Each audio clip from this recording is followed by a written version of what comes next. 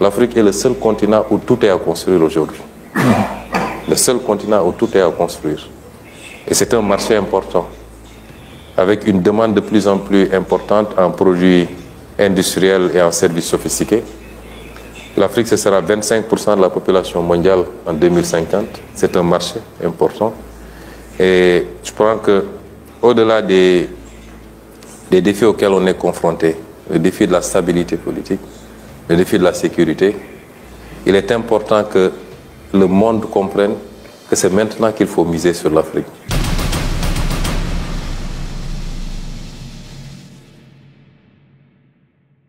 Ok, vous n'avez certainement pas encore vu cette interview. Suivant. Oui, sur l'infrastructure numérique, effectivement. De manière générale, sur l'infrastructure, des investissements ont été consentis.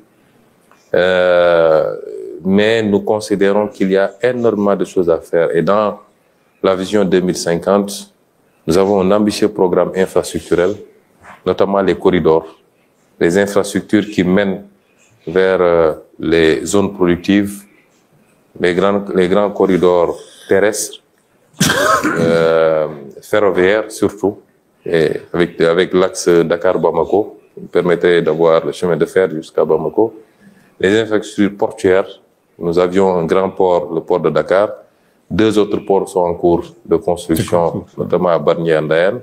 Nous avons un projet d'un 3e port carrément dans le sud, à Nikin, en eau profonde, qui nous permettrait peut-être de pouvoir l'orienter vers les pays voisins, la Guinée-Bissau, la Guinée-Conakry et au-delà, la Sierra Leone, avec lesquels nous sommes en train de travailler à avoir un cadre de gestion commune d'un certain nombre de nos ressources. Par exemple, nous avons maintenant du gaz au Sénégal. Vous avez du fer et de la bauxite, aussi bien en Guinée qu'en Sierra Leone. Nous pensons qu'en mutualisant, nous pouvons aujourd'hui mettre en place des infrastructures de transformation locale de ces produits au lieu de continuer à les exporter bruts. Donc, il faut des infrastructures pour gérer tout cela. Et nous y travaillons, des corridors qui nous permettent de traverser les frontières et de servir toute la zone de l'Afrique de l'Ouest. Et les infrastructures aéroportuaires également. Nous avons trouvé un programme déjà d'aéroports régionaux, mais nous avons un programme pour en faire beaucoup plus, pour que le trafic aérien, le trafic terrestre, le trafic ferroviaire, le trafic maritime et fluvial, au-delà du Sénégal même, qu'il puisse être sous-régional et nous permettre d'avoir carrément, de faire du Sénégal un hub, mais de distribuer à travers tous ces pays. Il en est de même pour l'infrastructure numérique. Effectivement, nous pouvons dire avec beaucoup d'humilité que le Sénégal a une nette avance sur beaucoup de nos pays voisins. Si je prends par exemple notre société nationale de téléphonie, elle est présente dans beaucoup de pays, elle est présente en Sierra Leone, elle est présente au Mali, et je crois qu'elle est présente également en Guinée. Et évidemment, mais nous considérons que c'est par rapport à ces pays-là, mais nous sommes largement en retard comparé aux meilleurs standards, et nos ambitions, c'est d'aller vers ces meilleurs standards. Oui, d'habitude, nous aimons parler de l'Afrique de manière générale parce que nous croyons à l'Afrique. L'Afrique dans sa globalité, au-delà des frontières qui sont issues d'un processus que vous connaissez très bien.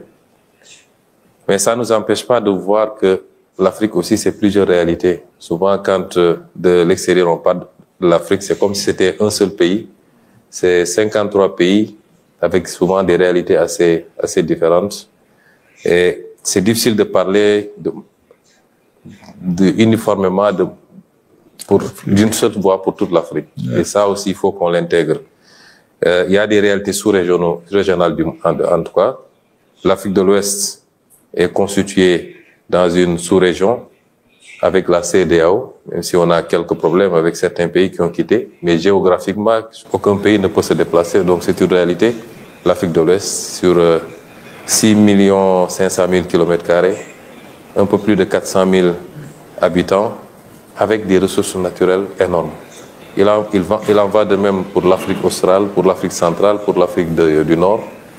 Et la théorie des cercles concentriques qui permettait de construire des modèles de développement à partir des zones, des sous-régions, et ensuite de pouvoir se retrouver les 4 ou 5 sous-régions, est la meilleure à mon avis. Pour l'Afrique de l'Ouest particulièrement, vous l'avez dit, nous sommes dans un contexte géopolitique assez particulier, avec une recomposition.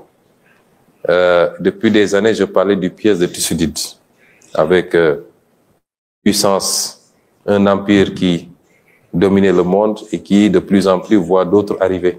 Vraiment, ça crée des réflexes qui peuvent être des réflexes de repli.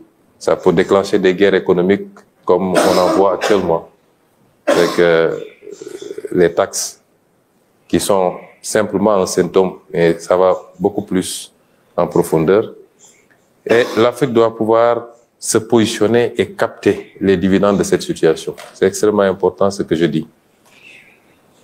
Évidemment, le monde, comme l'a dit tantôt le Premier ministre chinois, doit expérimenter d'autres espaces de croissance.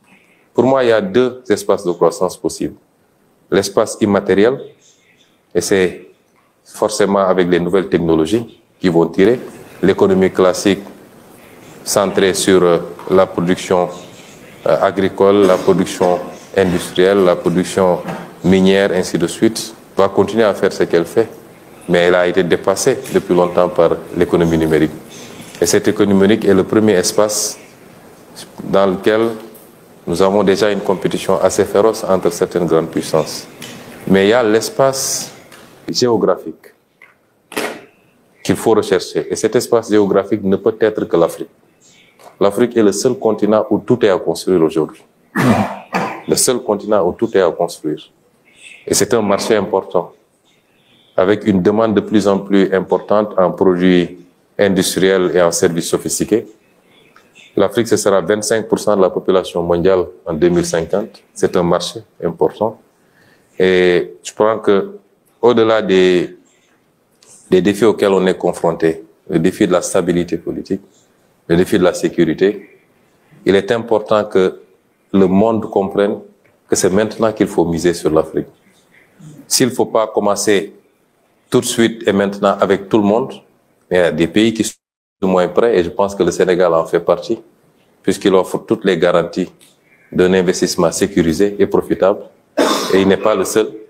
Et je pense qu'aujourd'hui, c'est le message qu'on peut lancer, mais il y a une bonne partie du travail qui doit être fait par nous-mêmes, Africains. Nous devons quand même donner les garanties et les gages qui permettent au monde d'avoir cette assurance-là, de venir investir massivement en Afrique et de nous permettre d'accélérer notre cycle de développement pour, sinon rattraper le reste du monde, mais aujourd'hui être au rendez-vous, comme disait le président Senghor, du donner et du recevoir. Pour le moment, on n'est pas encore à ce rendez-vous. Et nous en sommes conscients, nous au Sénégal en tout cas. C'est le message que nous livrons à tous nos frères et sœurs africains d'abord, de faire le travail qu'il faut pour pouvoir être propice à cet investissement. Mais c'est le message aussi que nous lançons aux investisseurs. En tout cas, spécifiquement pour le Sénégal, je pense que aujourd'hui toutes les conditions sont réunies pour faire du Sénégal un hub pour l'Afrique de l'Ouest et pour le reste. Et nous invitons tous les investisseurs de ce forum. Et c'est le sens d'ailleurs de l'organisation du forum Invest in Sénégal qui sera organisé les 7 et 8 octobre. Il sera un grand forum qui nous permettra de présenter aux partenaires les options qui leur sont offertes au Sénégal. Écoutez, Premier ministre, merci beaucoup pour cette très positive, je dirais, prévision tant pour l'Afrique, mais surtout pour le Sénégal. Comme investisseur que j'étais dans ma vie antérieure, je peux vous assurer que nos investissements en Sénégal, c'était toujours très productif et qu'on continue à investir. Et je suis sûr que votre intervention aujourd'hui a aidé beaucoup d'attirer l'attention pour les investissements dans votre pays. Merci beaucoup. Merci.